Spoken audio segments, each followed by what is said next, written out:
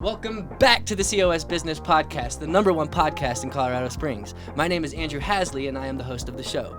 Today, I'm sitting here again for the second time, Ed Wrany. Sitting here with Ed Wrany, the owner of Higher Ground Fencing. Yep. And now I can see it. It's Higher Grounds Fencing, right here, not Higher with Grounds. an S. Yes, exactly.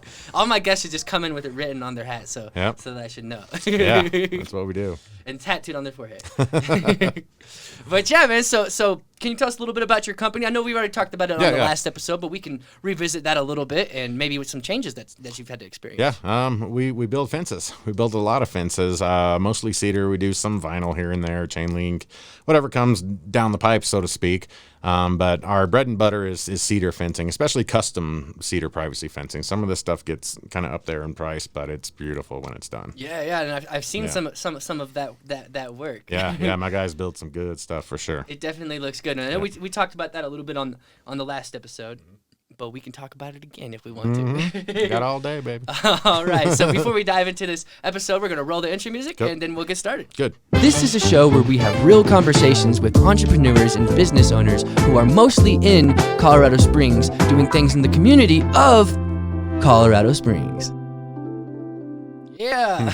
What's cool about the video playing that intro sequence where you can see it is because before we would just sit here awkwardly and while it plays, Totally. Now you can tune into it while it's going. No, that's cool. That's cool. I love your setup. Yeah, and it's definitely evolving, and you're starting a podcast too soon. Yes, right? you inspired me. Yeah. You inspired me for sure. We're gonna start the 719 Contractor Podcast. Yes. Where I'm gonna sit down and talk with contractors and my kind of type of business, construction type stuff. We're gonna talk about the goods, the bad, left, right, up, down, everything in between. Have the people who you can trust on your show, and not the ones you can't trust on your. Or maybe have some of them on them too. What's your problem if they're down? Yeah, if they want to come on and they talk most about likely it, will not though. Yeah, I'm sure they won't. I'm sure they won't. But I'm down to talk to anyone. But it's all about business. If you're not good to people in your business, then chances are I'm going to let people know. For sure. And the coolest thing about that podcast is you have a Facebook group that's really successful already. Yeah. For that. Yes. And so it's it's a complementary thing to it that I think will just add to the content, add to the value of the group. Absolutely. Really help build that deeper, more than just words or more than just someone replying. People can actually see that. And you can actually link groups to your events as you go live. Right. They just added that actually. Oh, cool. There's a new feature that just happened today. Wow, really? Well, this week, at least for our access. Yeah. When you used we pre-record our episodes and then we release them later as a premiere on Facebook. And the premiere is you schedule it out, it makes a little post. Yeah, I've seen that. Yeah. But now there's one thing we haven't done it as a live. There's one reason why we haven't done it as a live event yet, because it's not a premiere. You have to actually be live. Right. But Facebook has now allowed your premieres to be actual events. So that means you can invite people, you can promote it. You can get everyone there before you go live. Yeah, and that's good. About time they did that. So they didn't have it before. It was just a premiere. They would make a post, and you can say get reminder and all that stuff. Right. But you also couldn't boost it. You couldn't advertise it. It wouldn't let you, that feature. You can advertise the actual event now. Good. And so we can grow the viewership, and we can invite people. That's awesome. And that's a new feature that you should take advantage of with your podcast as well. Because I most likely will. You can also, the reason why I brought that up is because you can link groups to it. So you can link 719 Contractors right to the 719 Contractor Podcast. Nice. So yeah. That's definitely good to know. Yeah. I shall be doing that. Yes, sir. Yes. And I hope your experience here today too is valuable for you to take with you some of the things that we're doing. Oh yeah, I'm a sponge, bro. Yeah. I'm absorbing all this. Believe me. Nice. Yeah. Are you ready? Yeah, let's do it. I'm ready. Because SpongeBob, he's ready. That's a little stretch there, but yeah. So back. Let's talk about work. SpongeBob. Okay. We need more SpongeBobs in the workforce. Yeah. SpongeBob's a killer dude. He's hardcore. Yeah, he is. Yeah. At least he shows up to the Krabby Patty every day. Yeah, and he's passionate about his job. So, he is. So why do you think that you're having such a crisis with? Not a crisis. I wouldn't say that's kind of a little strong. Right. But why are you having such issues with hiring? Do you think? People are getting money from the government. Why work when you get quote free money? Obviously nothing's free. People are paying for that. But there's work out there. Every business I know is hiring. Some people are giving sign-on bonuses. This is a job seekers market right now. If you wanted to get into a certain type of business, now's your chance, because chances are they're looking for people. For sure. And we get people that apply all the time. They get the job, they actually come to the interview, and then they just don't show up the first day. They block us on the phone. You can't call them or anything, and they just don't show up. But my thing is, I don't know. But you know what? I'm watching you. All you guys that are doing this, I'm keeping track of you. Yeah, for sure. Yeah, no, I keep track of all that stuff. That's good. So, have that record. Yeah. Yeah, because I get people who do the same thing. They try to contact me, and it's like, oh yeah, look who it is. No thanks. Yeah, and that's interesting. Like that goes with I think your personality. Like that's not just your personality, but your belief systems as well. Because the reason why you started 719 Contractors was to weed out those bad contractors. Well, you also. Now you need to start weeding. Yeah. Now you need to start a Facebook page called 719 Employees. Yeah. Exactly. No, I actually looked into to doing another type of website or page called the customer is not always right.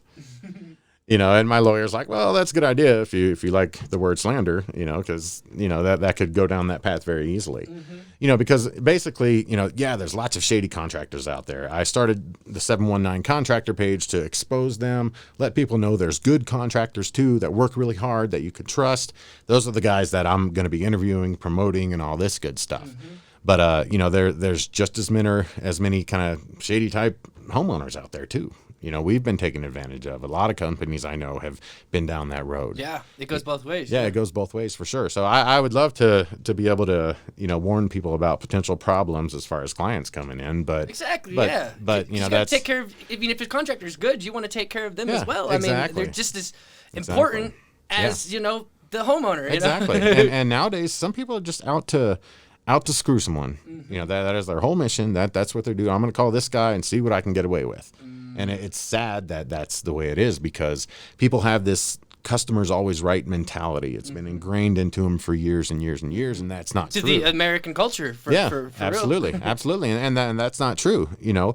We're as fair as we can be with our clients. If we make a mistake, we own it. We fix it. We'll do what we have to do to make it right. That's why we got 5-star ratings on every platform out there, because we're honest. We try to take care of our clients, But we've had a few of them that just try to, oh well, you mentioned this extra thing, so I should get it for free now. And it's just like, no, I didn't. Yeah. I keep tabs on everyone I deal with, and how things go, and I go as far as if someone's really, really rude, cussing at my guys or me or whatever, then I don't play that. That's where I draw the line, and I'll be as professional as I can about it. As you can? As I can. I'm straight up pro when it comes to that type of thing. Good. But there's no reason to cross that line. No, for sure. But some people just are looking for confrontation. Yeah. And so how do you handle that? Well, first thing I do, I'm going to let everyone know this little secret that I do. I audio record sometimes. Okay. In the state of Colorado, from what I understand, it's legal as long as one party knows the conversation is being recorded. Okay. So whether it's on my phone or my smartwatch or whatever, if I get someone who's trying to, just go down the wrong path, they're being slanderous, cussing at us, just, wanting to fight even or something like that, then I'll actually record the conversation. And I've only had to do this one time where someone went on social media, these guys trying to do this, don't use them, blah, blah, blah, blah, blah. And I actually posted the conversation in the comments to this person's post. And I was like, well, in case anyone wants to know actually how this went down, here's the entire conversation. The person who's trying to paint this thing as a bad light, exactly. Here's how they actually are. Yeah, here's how they handled this situation. Yeah. Here's how we handled the situation. And it was gone, just like that. And never heard from them again. Hell yeah. And it's crazy to have to do that sometimes, but people are so quick to get on social media and slander a business. You got to protect yourself. I mean, it's your business. I mean, it's your livelihood. And that's exactly it. And it's not only clients, it's disgruntled employees. I got a buddy of mine who we work with, another fencing company here. He does killer work also, and you probably got to get him on the show one time. Yeah, we do, yeah. Bigfoot Fencing and Irrigation. Okay. Yeah, they do great work. They do a lot of work for us. Nice. And, he's had an ex-employee getting on, Google, posting bad reviews, making up fake accounts, posting all this stuff. And people get really petty. Yeah, people get really, really petty, and they're the victim because they got fired because of their behavior. Because of their behavior, yeah. But they're the victim. Yeah. It's ridiculous. I was managing the social media for this gutter company that I worked for. Some employee was upset because he thought he wasn't getting his paychecks correct or something like that. Right. But he was just completely wrong. And so since I'm managing the Facebook, I kind of took it personally. I was in there replying to all the comments because that's I was managing it, make sure everything's good. Yeah. And so I was like, okay, I want to reply, not just leave it there, and really want to dive into it. Yeah. Well, eventually, he ended up talking to the owner of the company, and he deleted all his comments, and it was resolved. But kind of worked it out. he was upset. People get emotional, Absolutely. But it's all about how you handle the situation. I had a client just the other day who was getting upset because my guys made a mistake on a job. And we owned it. We're like, oh, yeah, you're absolutely right. Sorry about that. Yeah. We'll make it right. It's what we do. And I had to kind of tell this gentleman, I was like, hey, man, I'm not here to screw you over, bro. I'm not here to run off and leave you with a crappy product or anything. I'm here to make it right. I'm here to build you a quality product that when we walk away, you're proud of. I'm proud of. We got a good relationship. That's what I'm here for. Yeah. And, after I kind of looked him in the eye, shook his hand, and, kind of told him that, I think he felt at ease a little bit better. Yeah. And it all comes down to the same old thing because he's been taken advantage of from a contractor in the past. He paid someone, they either ran off with his money or they did complete crap work, whatever it may be. And that's the battle we fight every day. Which goes back to why you started 719 Contractors. Exactly. And what's interesting about that is people will, say it's one problem, but it's really something so small, like something that could just. It gets pretty minuscule sometimes. Yeah, but then they're mad, so they want to make it about everything. Yep. Exactly. But like you did, you handled that really well. You were able to actually find why he was upset. Yeah. Solve that problem, and everything else is gravy. Yeah, exactly. We'll be wrapping up his project in a couple days or so, and I'll walk it with him and make sure we're good there. But sometimes people just got to realize that there's definitely bad contractors out there, but you know what? There's some really good ones too. For sure. And that's with every industry, everything. Absolutely. That's everywhere you go in life. There's going to be good people. There's going to be bad people. It's how you deal with these people is what counts. And I wish more people kind of realized that and took it to heart. And another level of that is there's good people that sometimes just have a bad day and they are acting like bad people. Yeah. They want to take it out on someone, and you're the closest person to them. Yeah, that happens definitely for sure. For sure. But it's all about how you talk to people. My thing is, I will treat you with respect as long as that's what I receive in return. But if you come at me cursing and talking down to us and all that stuff, then that's not going to work. That's not constructive. It's not going to get us anywhere. It's only going to make our relationship terrible. And then it's just downhill from there. So there's really no reason to go down that road. Some people like to go down that road, but I try to squash it pretty quick. Yeah, some people live in that road. Yeah, some people live in that road, in that house, on that street. Yeah, exactly. Yeah, they're out there. They're definitely out there.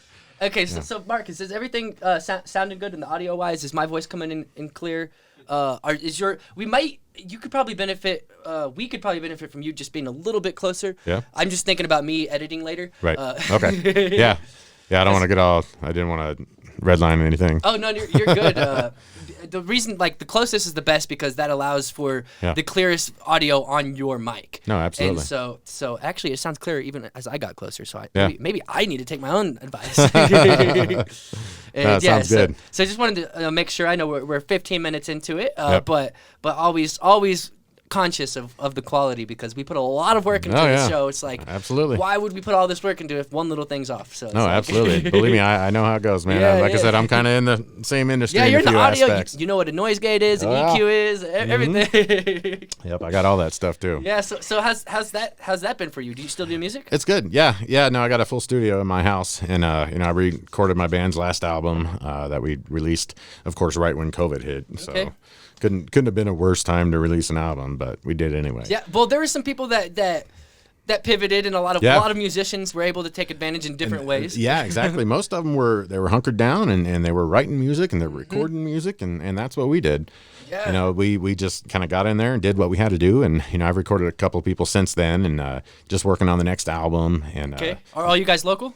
Yeah. Okay, so Colorado Springs local artists, support them. What's your guys' band? Bodycast. Okay. Yeah, we've been around a long time. A lot of people will probably recognize us. Nice. We've played a lot of shows. You guys been at Black Sheep. You guys been. Oh God, yeah. We've been all over the place. We haven't done anything major in last probably 7-8 years or so. But before that, it was 5-6 shows a week sometimes, and it was just insane. Looking back now, I'm just like, oh my God, how did I show up for work the next day? Yeah. Because we would just do. There's some of the craziest stories I can tell you off camera. Okay. But some of the best times we had were some of those shows. It's good stuff. But now these days, it's more fun for me to be behind the desk making the music, editing and all that good stuff. I just enjoy the craft. Me too. Yes, I like fun. The production side. Absolutely. That's where I kind of thrived in when I was doing music. I actually never really did live performances. Yeah. I would like to do some more of those. Yeah. Or at least play around in that a little bit. I mean, music's not really my main focus now. Right. But it's still something that's still part of me. And absolutely. Like I'm a ukulele right behind me, and I've been playing that. I've had that since I was 16, and I'm 29 right now. So. Wow. You look good for 29, man. I thought you were younger than that. Wow. Okay. That's music. I'll tell you what. Music, I've always said, makes the world go round. Yeah. And I have a lot of musician friends in town, and some of them, like they're in their 50s and 60s now, and you would never know it. I mean, they look like in their mid-30s, 40s or something, and then you talk to them like, hey, how old are you? And they're like, oh, I'll be 62 next year. And it's like holy crap, and they've been doing music their whole lives. And I honestly think it just has that effect on people. It kind of keeps you young, and kind of makes you feel good. So music makes the world go round. Yeah, there's that effect. There's actually also physical effects you can see in the brain of people, musicians. Like you can look at a person who is a professional piano player, and they have developed certain parts of their over here. It's all like thick, like frontal cortex. They're ripped on their frontal cortex. Totally. No, I love music. That's awesome. So what's your main role in the band? Guitar, songwriter, producer, that type of thing. I kind of dabble in everything, and I've been playing more drums lately. I love drums. I felt like I asked that. Yeah, I phrased that way specifically because I figured you were in everything. Yeah. I phrased it, what's your main role? Right, totally. Yeah, I kind of dabble in everything, but I work with a bunch of great musicians, man, killer bass players, drummers, the whole 9 yards. And so I know enough people in the community to where if I need a drummer for this project, I got like 5 dudes I can call and, see who's working, who isn't working, who's doing what. And it's good to have those options because everyone's busy. You know, like my drummer John, he plays for like 4 or 5 different bands right now. Drummers are like that. I noticed. Drummers will be in multiple bands. That's Absolutely. one thing I've noticed. That's what they do. But yeah, no, it's specifically fun. drummers. You don't really see it with all the other instruments for real. Right. But it's like drummers are really they're I was going to say a word, but I was trying to filter myself. I know exactly what you're thinking. And you're right. Yes, exactly. Totally right.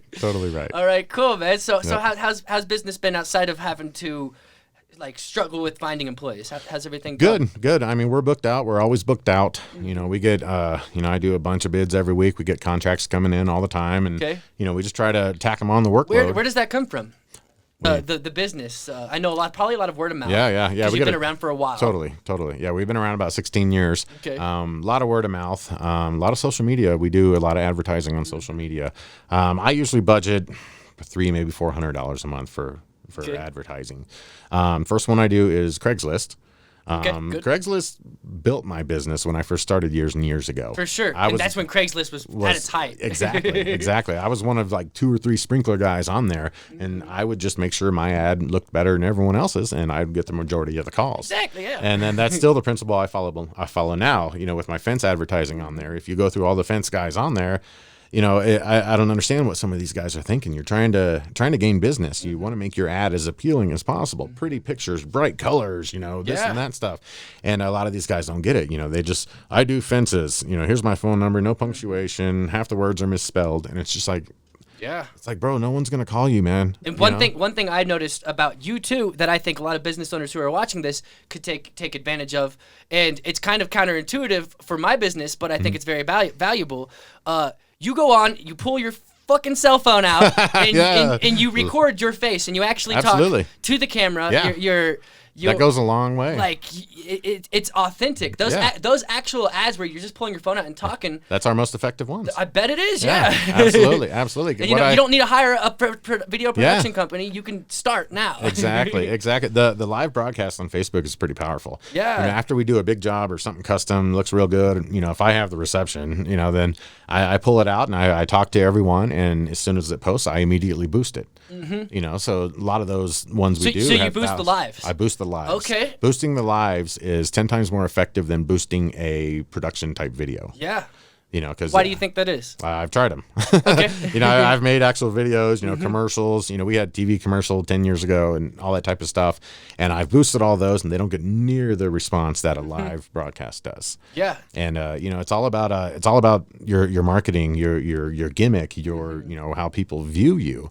And my thing is, I'm usually wearing a cowboy hat in my videos, and I started wearing that for two reasons. One, I love that hat. Yeah. It's a great hat. And two, people recognize me. Yeah. I've literally been in the grocery store and someone's like, "Oh, Higher Grounds." I had a guy at my gym where I go every morning. He recognized me. We had a guy who drove by and was hanging out the window, "Higher Grounds Fencing, I recognize your hat," while I was talking to a client. Yeah. And people have just... While you're talking to a client, that's good. Because it was awesome. Because that makes you look even better. And we got that job, and we finished it, and it looks great. Nice. Yeah, and it's all about how you market yourself. Yeah. You have to keep yourself in the forefront.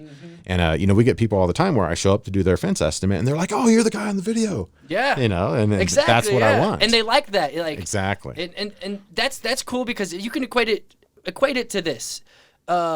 Imagine you get 1,000 flyers and you print your face on it with your hat. Yeah. And you place them all across the city. People are going to start recognizing you're the guy from that flyer. That flyer. Yeah. Now you're doing it on social media, Yep. where you don't have to go across the entire town and plaster these things. Yeah. And you're getting even more effective because it's a video. Yep. And it works. You man. do that same plastering thing, but on their phone. For sure. Their device, whatever they're looking in, and it's very effective for sure. Yeah.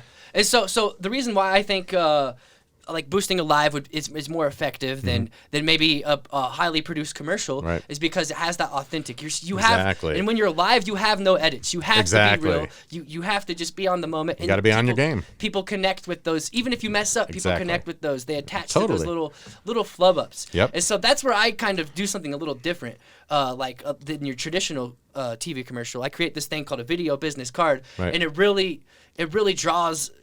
It builds that connection. Right. But also, it adds a little bit of both, is what I think. Right. It adds that higher level, but it allows people to connect via stories, via real authenticness. Totally. Because when I produce these video assets, we don't script them. I've done them script, and they're just as effective. Yeah. Well, I don't know about just as effective, but they're also effective. Right. And we don't script them. We sit down and we produce something where I pull out the authenticity in you. That's part of my job as the director, as the interviewer. Yeah. And obviously, I've done a lot of interviews. So I'm probably good at interviews. Totally. You're able to talk to people. Yes, exactly. Yeah. And also able to get them out of their sales pitchy way that they usually would go on into a commercial. Exactly. So that's kind of where we build a specific video that is highly produced, but it's also highly effective. Absolutely. And I know this because I boosted them, and they were literally top performing videos.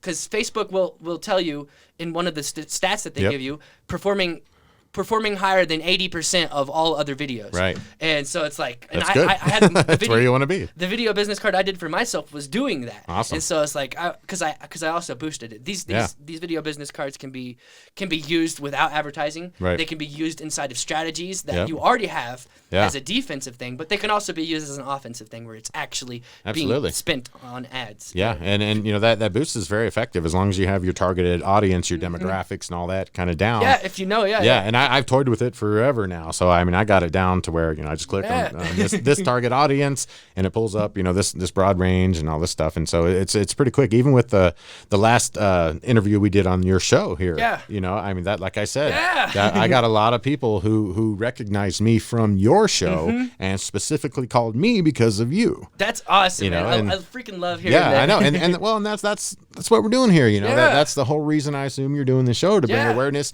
to yourself and all these businesses. Yeah, I mean, it started out with growing my influence. Yeah. And building my awareness in this city, but then it evolved into something deeper and something bigger that I could see the impact of growing other people's business. It's a mutual, it's a give and take kind of thing. Absolutely. And like I said before, it's I think a lot of these guys who are on your show, they need to take advantage of what you've done. And you're talking about their business. Why would you not use that and promote your business? Yeah, you're one of the only people that reached out to me directly after recording an episode that said, "Can I use this and promote this? Exactly. Can I boost this?" And by the way, did it allow you to boost it?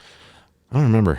I might have, because we got quite a few views on there. Okay, because I know I sent you. I remember we had some issue. Yeah, but I think the issue is because I don't like Facebook allows us to boost the episodes now, but I think back when we recorded your episode, it wasn't allowing us to boost these hour-long things. I think that might be it then. I think it just changed, right? And so that's awesome. That's good that it's doing that now. Yeah, absolutely, it should be. Yeah, and no, they're effective. They're effective, and I see. I've watched all your episodes and everything, and I listen to these business owners and all this stuff, and it allows you to get to know the community as well as a fly on the wall. I didn't mean to cut you off because I think you're about to say something cool, but I got excited. Yeah. No, you're absolutely right, though. Yeah. And I think a lot of business owners do watch a lot of your videos because it's informative for them. Or networkers too. Yeah, absolutely. A lot of networkers. Yeah, for sure. A lot of if you're a real estate agent, an insurance agent, of any kind of person who does B2B stuff, you should be listening to every episode and you can get to know these people on a more personal level than absolutely before you even reach out to them. Well, and do some recon. Chances are you're going to learn something. Yeah, you're going to learn something you didn't know. That's the goal. Yes, that's the goal. Maybe it's something advertising trick or whatever it may be. I mean, you're probably going to learn something if you hang in there and listen to it. Because I intentionally try to pull nuggets out of my guests, Absolutely. if I can. Yeah, totally. And then that's the goal, I have about 5 set questions that I have in my head that I used to be nervous about, like am I doing everything right? But now I just let them flow. Now. Yeah, exactly. Yeah, no, it's cool, man. It's cool to watch how you have progressed in this. Yeah. And like I said, you inspired me to start this 719 Contractor And I'm podcast. so excited for it, man. That's cool. It'll be pretty cool, and it's gonna be great talking to some of these good contractors. And talking to them about the bad stuff they've seen, because we've all seen it, that's for sure. And not only that, but the good stuff they've built too. Yeah. Some of their favorite projects, their favorite clients. Some of our favorite clients we still get Christmas cards from, or I had a lot of clients who I have 2 daughters, and when they were kids, I had this one very special old lady who I'd go there to work on her sprinklers or something, and she would give me little costume jewelry things for my kids. And there's a lot of good people out there, and they just want someone honest who's going to help them out and just not screw them over. For sure. Because that's so prevalent these days that it drives me crazy. I feel like when I show up on an estimate for a fence, I immediately try to earn their trust. Hey, you contacted me. If you didn't get a hold of me right then and there, I contacted you back immediately. And we set our appointment, and guess what? I showed up on time. Yeah. If I did not show up on time, guess what? I reached out to you, let you know what's going on. If I had to reschedule, in the rare event I do, I gave you time ahead so you weren't waiting on me. And it's all communication. And I think that's the problem with a lot of businesses. They don't have good communication skills. And sometimes it's hard to you could have decent communication skills, but then when you're in business, you have to scale that. Yeah. And then that's where I'm struggling. That's the hard part. That's the hard part, man. That's for sure. I tell on all my live broadcasts, everything I do, I tell them, shoot me a text, send me a message, email me, send smoke signals, whatever you got to do. We will get in touch with you. Yeah. It's not uncommon for me to get a text at 10 o'clock at night on a Sunday. Hey, I need a fence estimate. And if I'm awake, I'll be like, okay, where are you located? I get a lot of people who are like, oh man, this guy got right back to me. He showed up on time. My price may be a little higher than the guy who you just talked to, but for that, you're going to get communication. You're going to get communication. You're going to get a good job done. You're going to get a quality product. You're going to get better lumber, from Rocky Mountain Forest Products. What's up, guys? Yeah. Yeah, that's where we get all our stuff. Those guys down there, they help us out. We've used them for... Where's that located? Down south in Fountain, off exit 128, Charter Oak Ranch Road, I believe it is. Okay, in Rocky Mountain Forest Products. Forest Products, and they're lumber? Yeah, lumber type company. Okay. They good guys down there. We've used them forever. And, the slats we use are the premium quality stuff, so it's nice nicer than what you find at Home Depot. Okay. You know, we get a lot of people who, you know, we build their fence and they talk about how much nicer it looks than their neighbors who had this guy do it with the Home Depot stuff. And nice. Yeah, it's all about quality. You know, we may be a few dollars more than someone else, but you know, we're not going to leave you hanging. You know, we're going to build you some good stuff. We're going to show up when we say we do. If we You're going to be around. Yeah, we're going to be around. If there's an issue down the road, give us a call. You know, we're not unreasonable. How does that look? Say if someone, what kind of issues pop up for people's that? Well, the biggest issue we see, and it's one of the clauses in our contract, is warping of wood, splitting, you know, cracking, whatever it may be. You got to think of lumber as a sponge. Okay. You know, You're a sponge. Yeah, I'm a sponge. I said that earlier. But you know, if we get a lot of rain, these crazy rainstorms, days and days of rain, wood's going to swell. But if it's dry for weeks, it's going to shrink. You know, and when it shrinks, it cracks, you know, and sometimes, but that's all out of our control. And it gets dry out here. Yeah, absolutely. I mean, you're a native here, but I'm from Kansas City where it's humid all the time. Right. Yeah, it's definitely dry out here. And it takes its toll on the fencing for sure. And we get a lot of people who call us up, you know, we just got done with their project. Hey, there's this one slat that did this weird thing, and we're not unreasonable. We'll go swap it out, you know, if need be. You know, but we get some people who just, you know, they're like, oh, hey, there's this crack in this, you know, I need an all new fence now. It's just like, come on. Yeah. You know? Communication. That's where you got to bring that back in. Yeah, exactly. And that's one of the clauses in the contract. We have no control over the weather. We have no control over what this fence board does.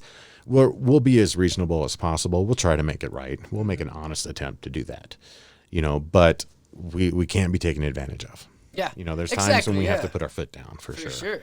And you know, that's where a rock solid contract comes into play. You know, and I tell a lot of guys, there's a lot of businesses in town that are around now that I kind of helped develop. You know, these guys reached out to me, hey man, we've seen all your stuff. Can you help me? I need this, or what do you recommend I do this, you know, about this? What's your advice? And, you know, there's guys that I've given my contract to, you know, to kind of help protect their business, you know, when they're dealing with people. And there's guys I've coached on advertising and all kinds of stuff like that. And I have no problem. There is plenty of work out there for all of us, especially how big this city's getting. Yeah, it's growing. Yeah, so, you got whole divisions being exactly. Plenty of work for everyone out there.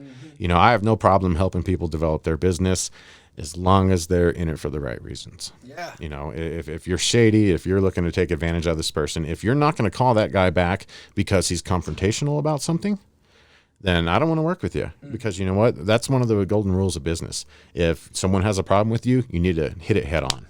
And you need to talk to them, and you need to squash it and make it right. Do what you got to do to handle business. For sure. So many people get themselves in a jam with something. Maybe it's a problem with the product they built, whatever it is, and they already got their check and they're long gone. You know, and they don't call them back and they don't text them back or whatever. And you gotta those confrontations are so important. You have to take care of them. Yeah. And a lot of guys, they don't want the confrontation. That's the biggest problem. I'm actually, I just stayed up late last night editing a testimonial for a contractor. He does like exterior housing exterior stuff, and like in the testimonial, one of the things she said she loved about Jeff is that it didn't feel like he was about the money. He was there to help them. Yeah. And so like that's one of the big things that was huge for her, because he was so not about the money that she had to get onto him about invoicing her. Right. And like, well, like not onto him, but she had to be like, okay. Oh yeah, you're gonna bill me? How do I pay you? Yeah, exactly. And she said that actually spoke volumes to his character as well too. Absolutely. So, yeah. And there's a lot of that going on. There's a lot of good guys out there who are definitely not in it, you know, for the money to take advantage of anyone. You know, it's all about helping people. You know, for us, it's, you know, you just spent whatever it was, hundreds of thousands of dollars on this brand new home. We do a lot of the new builds out in Falcon and all this stuff. And I tell people, yeah, we want to build you something nice to complement the home. You know, when people ask you about your fence, you know, we don't want you to be like, oh yeah, we got a fence. We want people to be like, oh, we got a higher grounds fence. Yeah. You know, and that's why when we leave it, you know, there's a little placard on it, you know, letting everyone know. And that's one of the other most effective forms of advertising, you know, for these fence guys out there, the little fence plate. Okay, yeah. That is, that's branding. It's everything covered in a tiny little fence plate. And you know what? That sits on that fence for decades. Yeah. It's not. I know some people who build like decks or something like that. Same thing. What they'll do is they'll put a big banner while they're constructing it. Exactly. And so that way you're in the spot, but obviously it's not going to stay there. It's not going to be like a big eyesore forever. Yeah, it's there for like a week or whatever. Yeah, but it's it may a whole be. week, especially if you're on a busy road. Totally. It's huge. Yeah.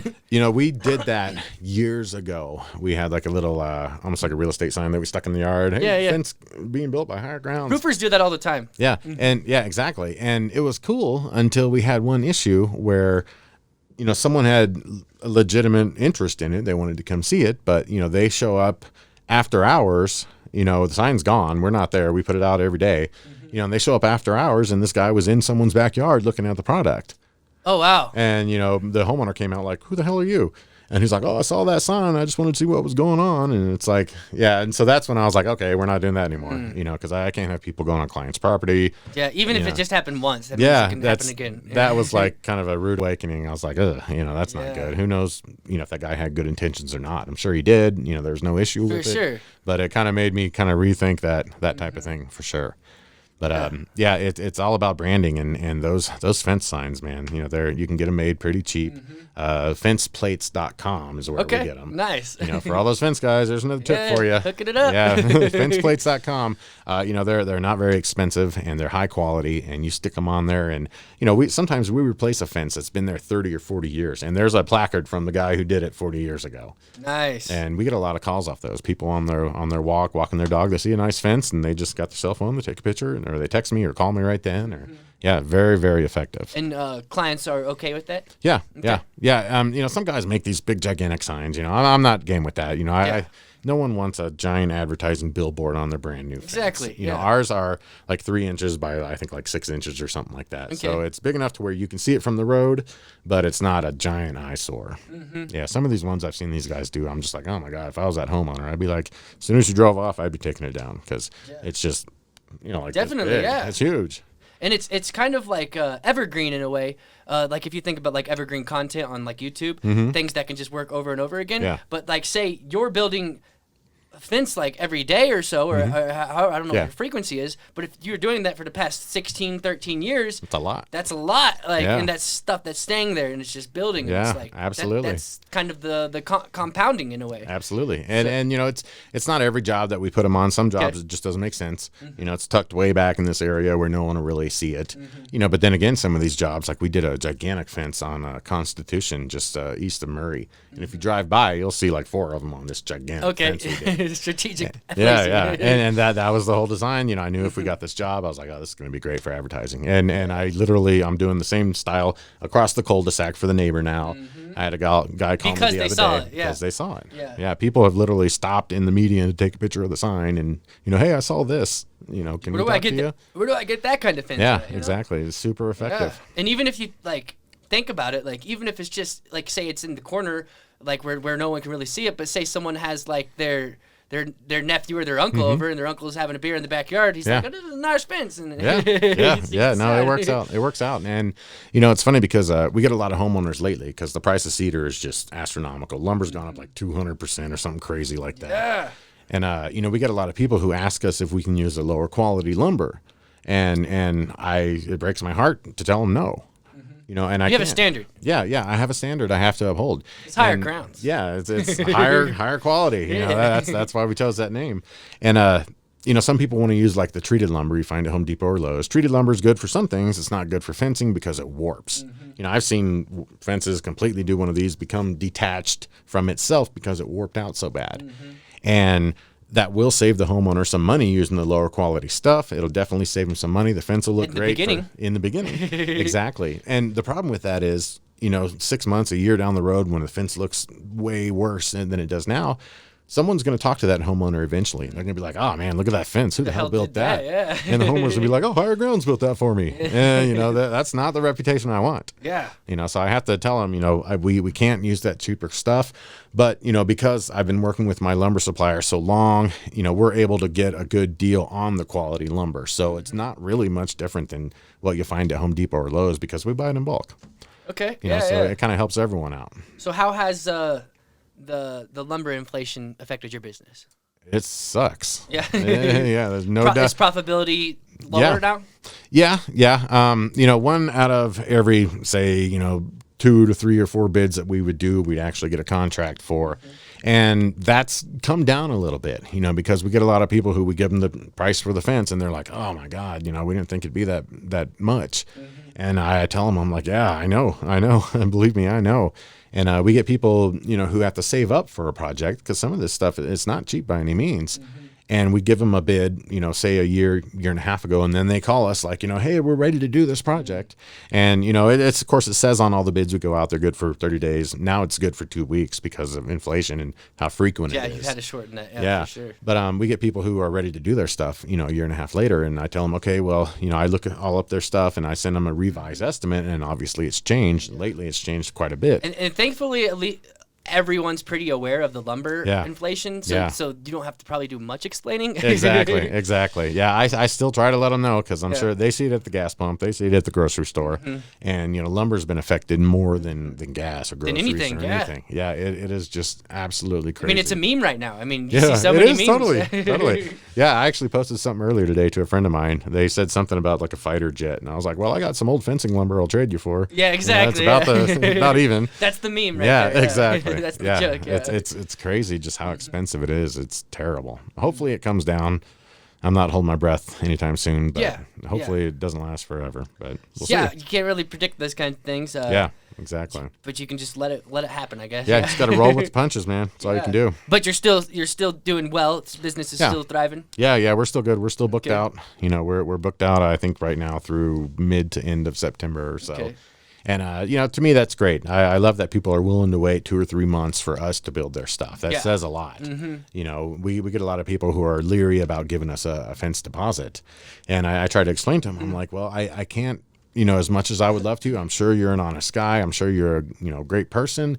But a lot can change between now and 3 months down the road. And if I don't get you financially invested in your project right now, chances are you're not going to want to be 3 months from now. Well, also, they need to think about, that's your time. They're taking up that time. They're locking in that time. That's what they're paying for. Exactly. I mean, when I request deposits that are a month or two out, I need to make sure that I'm not booking anything else in that time. Yeah, exactly. And that's what you're paying for. That you're paying for that calendar slot. You're paying for all that stuff. Mm-hmm. And, we've had people who just flat out refuse to go with us because we require a deposit. Mm-hmm. And that tells me one of two things.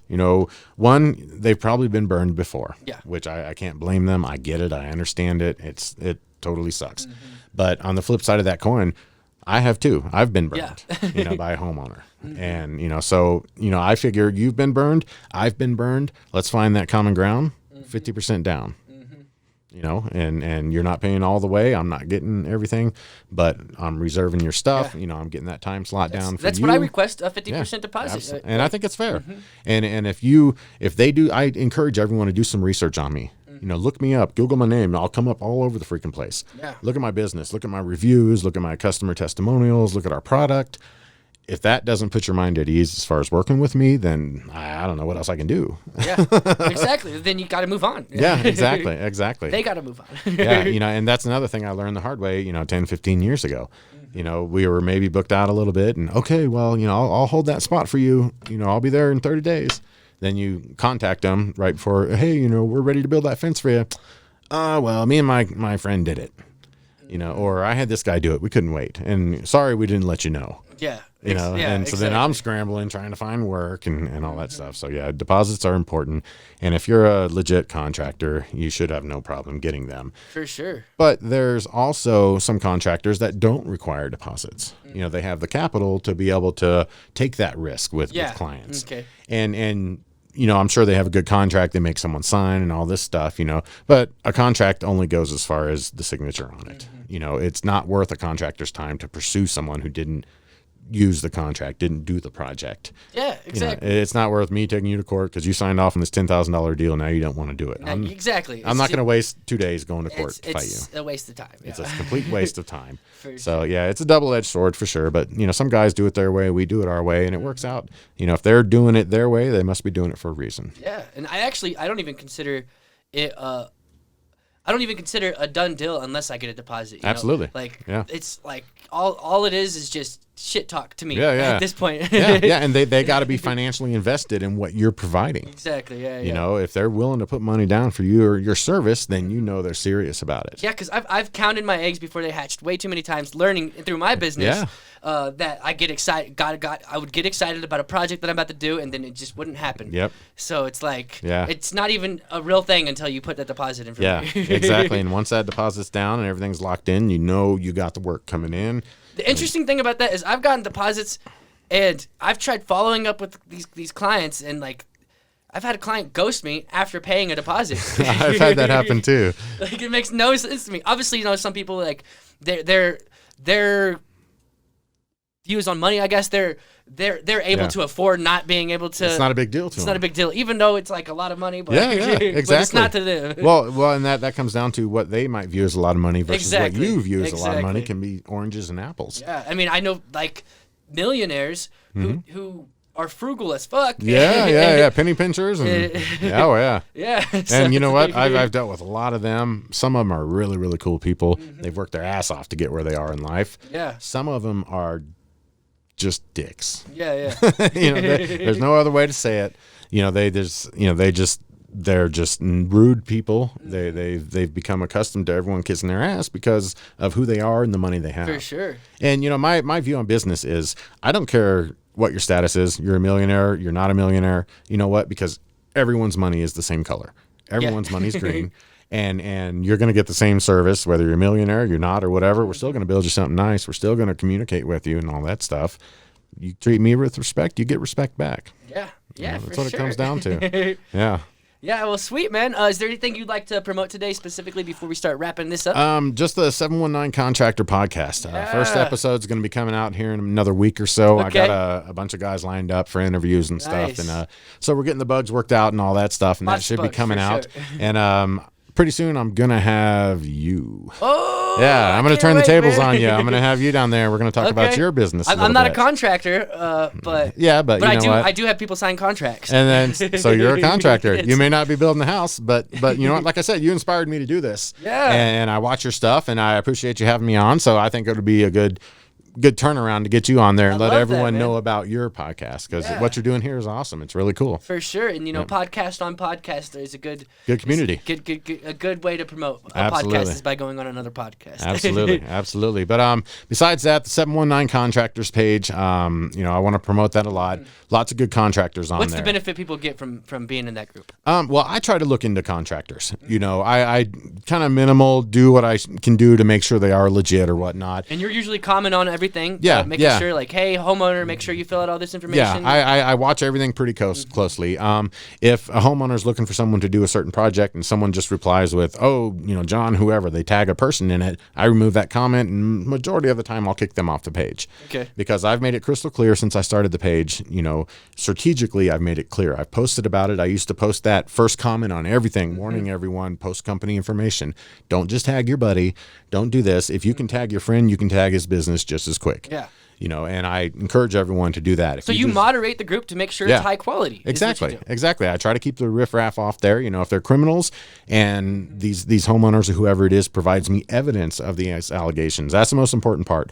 I get people all the time, this guy did this, I don't like him, can I post this bad stuff about him? I'm like, well, I get it, you know, but can you show me why? You know, show me your conversation with him, your text, your emails. Prove to me how this contractor did you wrong. Yeah. If it's legitimate and I see this guy completely screwed you, I have no problem going on there and letting the world know about it. Yeah. You know? Yeah, for sure. I mean, that's part of why the page exists. Exactly. But at the same time, if they don't want to provide me proof, it's usually because they didn't handle the situation in a way that they're proud of. Yeah, exactly. You know, so they don't want to show me how they handled it. They want to slander this guy immediately, but they don't want to tell me why. And you being experienced in this kind of industry, you want to not only look out for the homeowner, you want to look out for your fellow contractors who are doing good work. Absolutely, because there's a lot of good guys on there who work hard. They support their family. They build good stuff. They return those phone calls at 10 o'clock at night or whatever, emails, whatever it is. Yeah. They bust their butt to gain someone's trust. And for every one of those guys, there's 5 to 10 guys who don't care about that. Yeah. who just started last month and probably are going to be out in a month.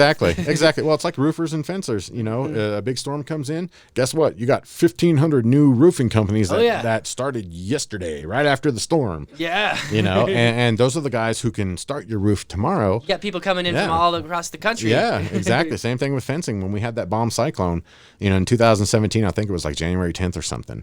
I was just talking about that like 2 days ago. It was crazy. I mean, we did something like 150 estimates in like a week or something, something insane like that. We took in the most amount of money I've ever seen in my life. Okay. It was just crazy.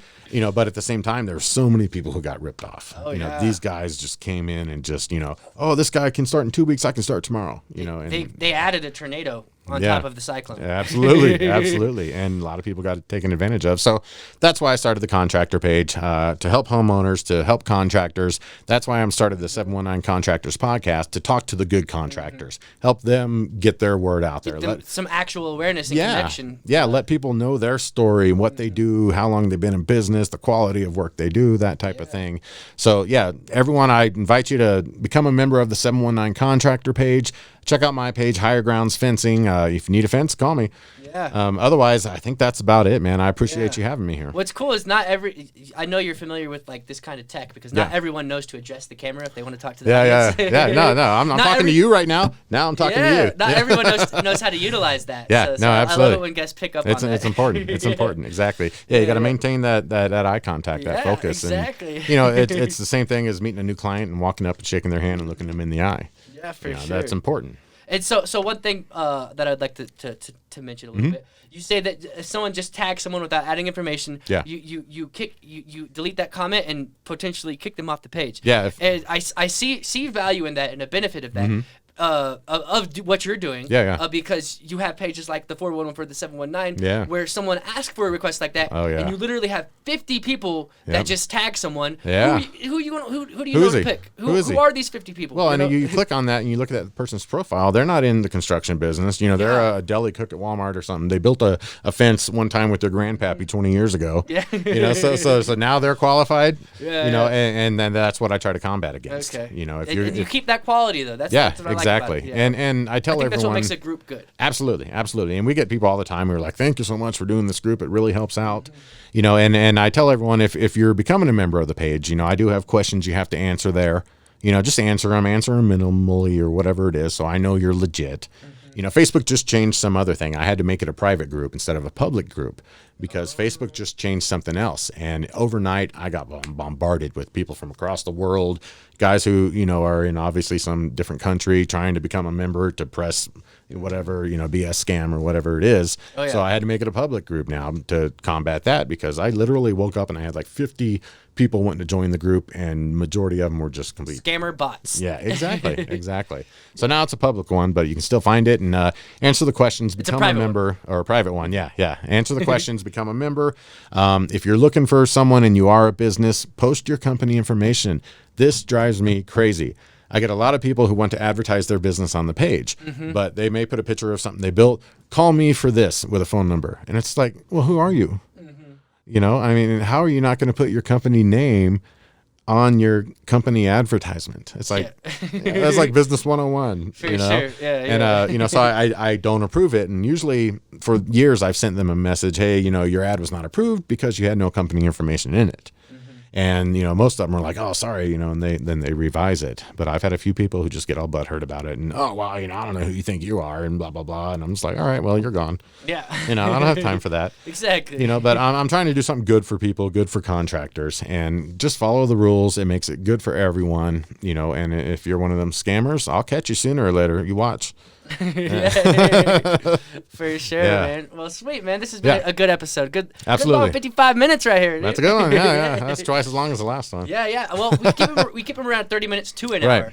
And if the conversation is just flowing, then we let it go to an hour. But I like to cut it off around an hour. Yeah, no, absolutely. I've come to find out a lot of our advertisement videos. A quick 1-minute video is 10 times more effective than a 10-minute video. Yeah, for sure. And we're not advertising here, so we're not worried about that. Exactly. But the same kind of principle. No one wants to sit here and listen to Ed talk for 3 hours. I'm not against 3-hour podcast. Yeah. It's just we have a schedule. We have to produce 2 episodes a week. We got stuff to do. We got stuff to do. Yeah. And absolutely. I'm a firm believer that 3-hour episodes of podcast work because when you're listening to a podcast, you're on your bike ride at Palmer Park, maybe. True. You stop it right when you leave Palmer Park or right when you get home after your drive. Continue it on later. And then continue it on later. Absolutely. So for podcast format, 3 hours is cool for me. Yeah, totally. I haven't done one yet, but maybe one day. Maybe one of those after hours ones. Yeah, totally. But we have we record on the same day every week. So we bring in 2 people. We just had someone in here an hour and a half ago. Cool. And we're going to record another one, a bonus episode for the People's Tiny House Festival. Nice. Which is July 17th. There you go. That's awesome. In Loveland, Colorado. Cool. Check it out. But yeah, we're going to start wrapping this up, man. Good deal. Good deal. I appreciate it. Yeah, so check out Higher Grounds Fencing. And reach out to the guy at the cowboy hat, usually. Yep. You'll see me on Facebook. See me around town. I'm glad you didn't bring it because we wear the headphones. That's why I didn't bring it. Did you see? We had the cowboy comedian on here. Did you? And he wore his headphones like this. Right. And his cowboy hat was on top. It kind of looked a little goofy.